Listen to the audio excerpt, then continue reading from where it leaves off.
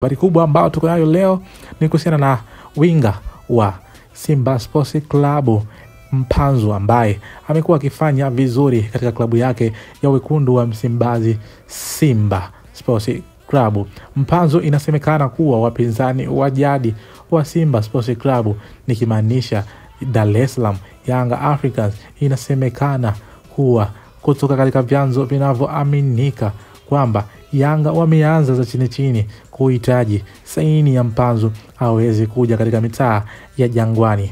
Je, Yanga watafanikiwa kupata ama kufanikiwa katika dili hilo la kumleta Mpanzu katika timu ya wananchi?